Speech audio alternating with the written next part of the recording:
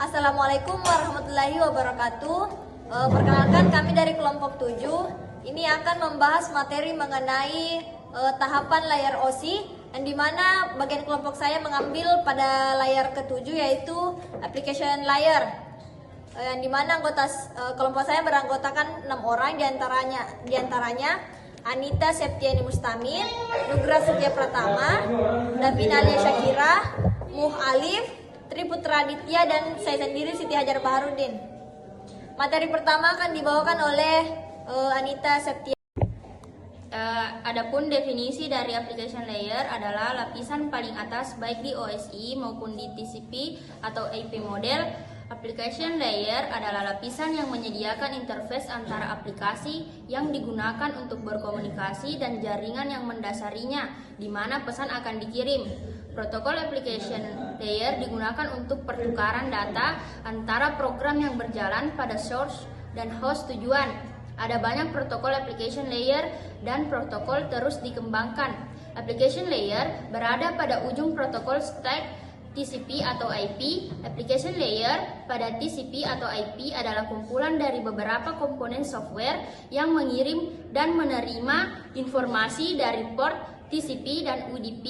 Beberapa komponen pada application layer hanya sebagai alat untuk mengumpulkan informasi konfigurasi network, dan beberapa lainnya boleh jadi adalah sebuah user interface atau application program interface atau APA yang mendukung desktop operating environment. Materi selanjutnya akan dibahas oleh teman saya yaitu Davina. Adapun beberapa fungsi application layer yang sangat berguna bagi pengguna sehingga dapat terkontrol dengan baik adalah sebagai berikut. Yang pertama, sebagai alat pengumpulan informasi dan data yang dikirimkan melalui jaringan. Fungsi utama dari protokol lapisan aplikasi adalah mengumpulkan data dari berbagai jenis konten yang dikirimkan melalui jaringan. Fungsi ini berhubungan erat dengan peran lapisan aplikasi sebagai titik awal dan akhir dalam komunikasi jaringan. Semua data yang telah ditransmisikan melalui jaringan kemudian dikumpulkan, sehingga informasi tersebut dapat ditampilkan dalam format aplikasi tertentu menggunakan lapisan aplikasi. Yang kedua, sebagai user interface, dalam menampilkan data dan informasi, lapisan aplikasi dapat menghubungkan antar muka pengguna. Antar muka pengguna di sini merujuk pada aplikasi yang digunakan untuk mengakses data dan konten yang dikirim melalui jaringan. Dengan adanya lapisan aplikasi, konten dan data yang diterima dapat diakses dengan mudah dan cepat. Sebagian besar antarmuka pengguna yang bekerja dengan lapisan aplikasi adalah aplikasi atau program yang sering menampilkan pesan, seperti email, aplikasi chatting, atau browser web. Secara sederhana, lapisan aplikasi berperan sebagai penghubung antar jaringan komputer dan pengguna yang memanfaatkan jaringan tersebut. Materi selanjutnya akan dibahas oleh teman saya, Nugra Surya Pratama. Selanjutnya ada manfaat aplikasi layer. Yang pertama ada memfasilitasi komunikasi. Application layer mendukung alat komunikasi seperti email, memungkinkan pengguna mengirim, menerima, dan mengunduh file, serta melakukan obrolan atau video call. Yang kedua ada memfasilitasi hosting jarak jauh. Lapisan ini memungkinkan hosting dan akses jarak jauh, di mana pengguna bisa bergabung dalam sesi yang di-host oleh orang lain. Yang ketiga ada membuat pesan kesalahan. Lapisan ini menghasilkan pesan kesalahan saat terjadi masalah komunikasi memberi atau pengguna tentang kegagalan seperti koneksi terputus atau server tidak merespon. Yang keempat ada mengatur akses jaringan. Application layer mengatur bagaimana aplikasi berintegrasi dengan jaringan, memastikan data dikirim dan diterima sesuai dengan standar jaringannya.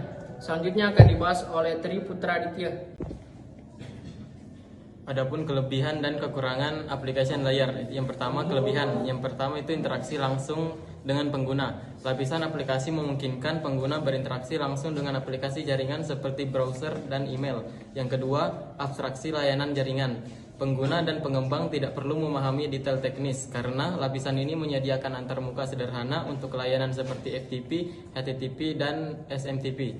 Yang ketiga, beragam protokol dan layanan. Lapisan ini mendukung banyak layanan seperti email, manajemen domain, dan akses jarak jauh. Yang keempat, kemudahan pengembangan aplikasi. Pengembang fokus pada logika aplikasi tanpa khawatir tentang bagaimana data ditransmisikan. Yang kelima, protokol yang mendukung kebutuhan beragam. Protokol seperti HTTP dan SMTP dan DNS mendukung berbagai layanan internet modern. Selanjutnya ada kekurangan application layer. Yang pertama, ketergantungan pada lapisan bawah. Kinerja lapisan aplikasi sangat bergantung pada lapisan transport dan network. Jika ada masalah di lapisan bawah, layanan aplikasi terganggu.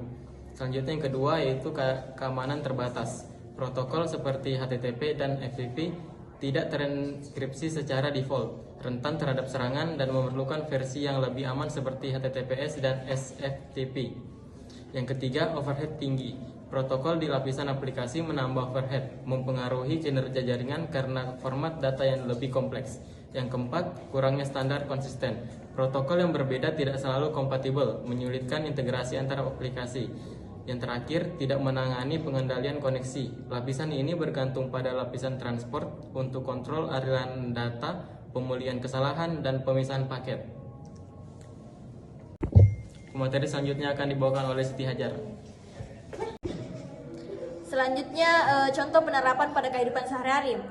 Yang pertama itu seperti web browsing. Nah, pada saat mengakses situs web menggunakan browser seperti Chrome atau Firefox, protokol HTTP atau HTTPS yang bekerja di lapisan aplikasi memungkinkan Anda untuk mengakses halaman web dari server.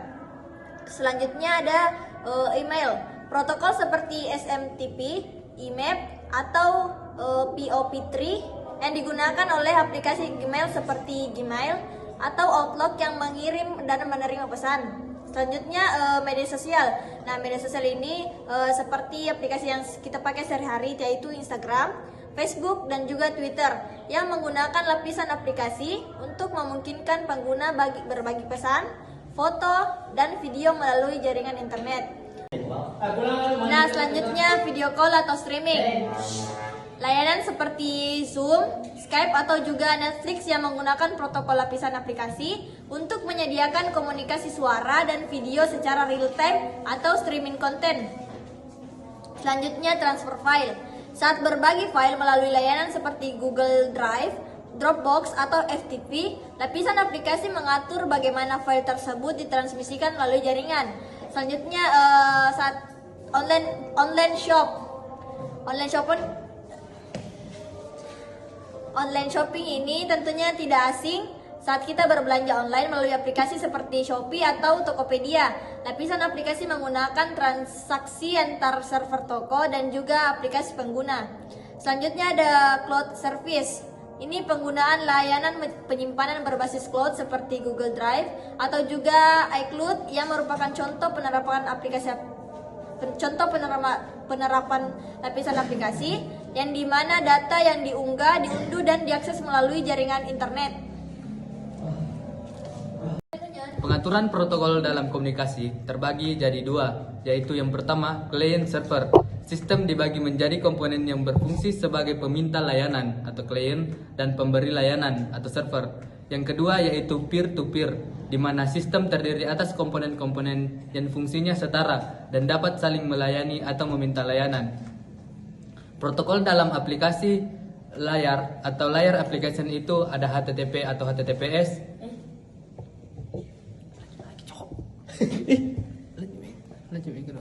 Yang kedua FTP, yang ketiga SMTP, yang keempat POP3 atau IMAP, yang kelima DNS, yang keenam Telnet, dan yang ketujuh NFS.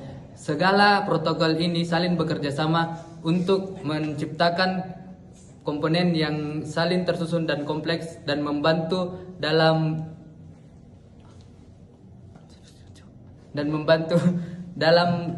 pengaplikasian jaringan, baik itu aplikasi maupun jaringan itu sendiri. Nah, selanjutnya kesimpulan. Pada lapisan aplikasi atau application layer merupakan bagian teratas dalam model OSI atau TCP/IP yang berfungsi sebagai penghubung antara pengguna dengan jaringan. Fungsi utamanya yaitu meliputi pengumpulan dan penyampaian data, menampilkan antarmuka pengguna, transfer file, dan juga komunikasi melalui email, serta akses ke layanan jaringan seperti web browsing dan juga hosting jarak jauh. Adapun berbagai protokol seperti HTTP, FTP, SMTP, dan DNS yang bekerja pada lapisan ini untuk mendukung komunikasi yang efisien dan aman serta aplikasi. Meskipun pada lapisan aplikasi menyediakan kemudahan interaksi langsung dengan layar jaringan, ia juga memiliki keterbatasan seperti ketergantungan pada lapisan di bawahnya dan juga keamanan yang kurang mendukung pada beberapa protokol. Protokol tambahan seperti HTTPS digunakan untuk meningkatkan keamanan. Secara keseluruhan, pemahaman tentang lapisan aplikasi sangat penting dalam mendukung berbagai aktivitas digital sehari-hari, termasuk browsing, komunikasi email, berbagi file, dan juga layanan cloud. Sekian presentasi dari kelompok kami. Saya sebagai moderator Siti Hajar pamit undur diri. Wassalamualaikum warahmatullahi wabarakatuh.